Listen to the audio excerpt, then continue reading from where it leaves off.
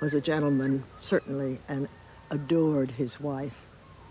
She should be very proud of that, I think.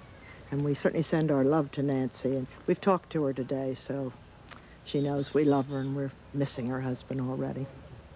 Mr. President, you had a chance to talk to your son today at all from France? No, well, I've not talked to him today.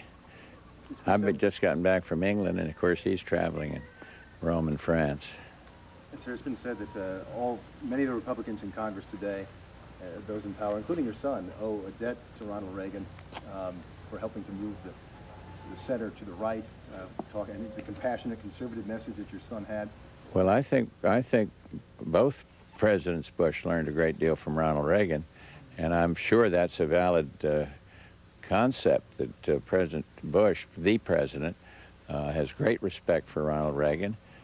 He emulated him in the tax cuts that I now think are helping our economy to recover.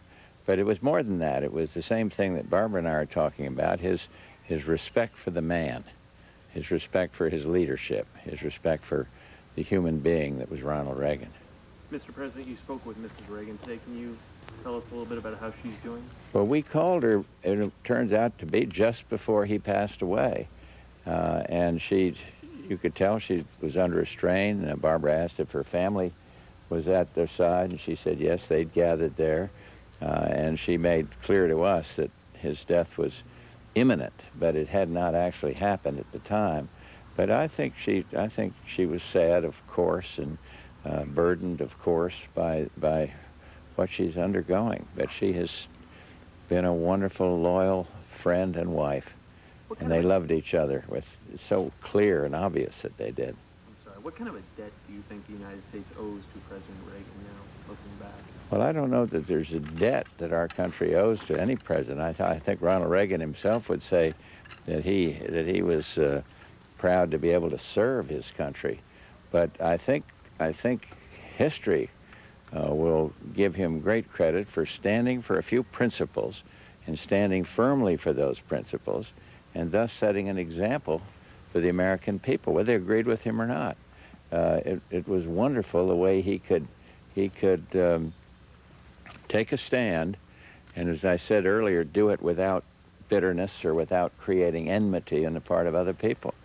And today happens to be somewhat ironic because the speech that Ronald Reagan gave in France 10 years ago, no, how many years ago was it now, at the D-Day celebration over there, it was unbelievable. It was so emotional. When he got back, I asked him, well, how in the world could you get through that beautiful, wonderful tribute to those people that scaled the cliffs?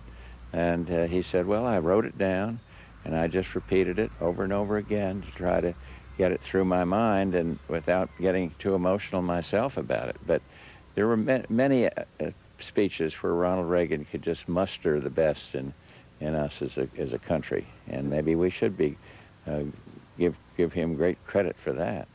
Sir, a lot of people are asking today whether or not there have been folks who have proposed putting President Reagan on Mount Rushmore. They've talked about different ways that the president should be honored. Have you given any thought to what you think might be an appropriate memorial? No, I really haven't, but I expect that a lot of thought will be and should be given to that. I have not. It's just, it's too soon. Mr. President, what do you feel that you personally learned from President Reagan that you'll carry with you? Well, I learned a lot about how one conducts himself in the highest office of the land. I had a vantage point that few others had, as sitting at his side for 8 years, and I saw how he interacted with people. I think the most I learned from him was his adherence to principle, and then the way in which he fought for those principles, the way being with a certain kindness, forceful leadership, but kindness and honoring the other guy's point of view even though he didn't agree. He was wonderful at that. He and Tip O'Neill had great differences, but it never got bitter. They'd argue and Tip would accuse him of this and that, and President Reagan would smile, and then afterward they remained friends. And politics can be like that and should be like that. Is there a lesson in that then for today's politicians? Yeah, there's a lesson in it for every politicians of today or yesterday, I think. I mean, politics can be pretty ugly at times. Do you think he'll be remembered primarily for his achievements in domestic policy or on the international stage? I think a combination. I think when he stood there in Berlin and said, "Mr. Gorbachev, tear down that wall," a lot of his critics in this country were going crazy, wringing their hands. This is outrageous rhetoric. This is no way to bring about relations with the Soviet Union, getting them on a better, higher plane. And sure enough, he and Gorbachev hit it off very well and moved the process forward. So he used the term evil empire. And some of the liberals in New York were wringing their hands and going crazy. "Oh, this is terrible. This is the end of everything. He doesn't know how to conduct foreign affairs." And sure enough, a lot happened on his watch that was very, very positive towards a new world order, towards a peace.